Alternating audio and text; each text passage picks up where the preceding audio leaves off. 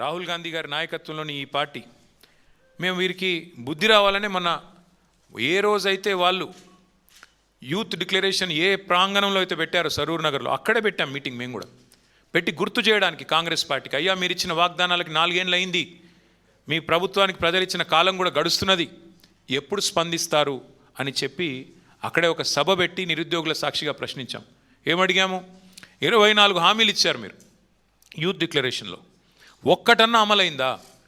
శాసనసభలో నేను జగదీష్ రెడ్డి గారు మేము అడిగాము లిఖితపూర్వకంగా రాష్ట్ర ప్రభుత్వాన్ని, మీరు వచ్చిన తర్వాత ఇచ్చిన నోటిఫికేషన్లు ఎన్ని ఉద్యోగాలు ఇచ్చారు అని. 16,978 ఉద్యోగాలు ఇచ్చామని చెప్పి లిఖితపూర్వకంగా రాష్ట్ర ప్రభుత్వం సమాధానం ఇచ్చింది.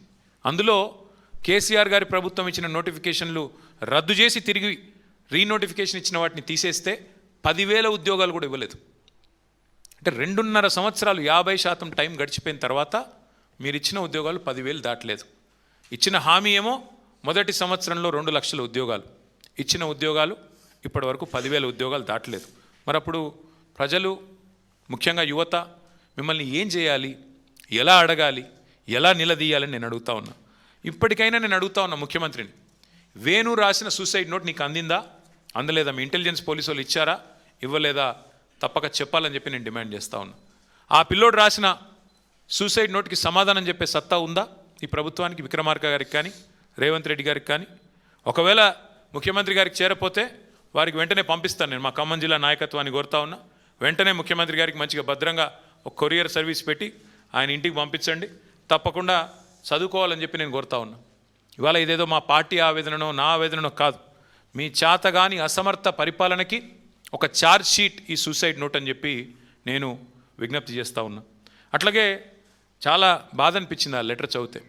మా తల్లి మానసిక వికలాంగురాలు, ఆమెను జాగ్రత్తగా చూసుకోండి అని ఆ పిల్లోడు చనిపోవడానికి సిద్ధపడి రాసిన లెటర్.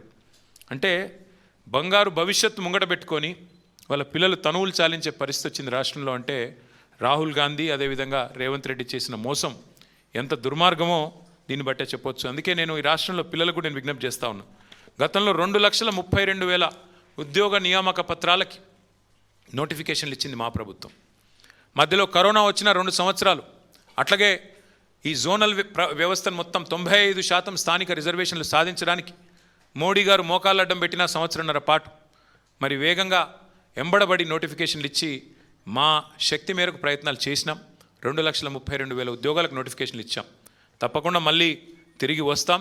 మళ్ళీ యువతకి తప్పకుండా ఈసారి పటిష్టమైన కార్యాచరణతో, పూర్తి స్థాయి పకడ్బందీ ప్రణాళికతో మేమే మళ్ళీ తిరిగి ఉద్యోగాలు కూడా ఇచ్చే బాధ్యత మాది. దయచేసి తనువులు చాలించకండి, దయచేసి బలవన్మరణాలకు పాల్పడవద్దని చెప్పి కూడా యువతకి నా విజ్ఞప్తి.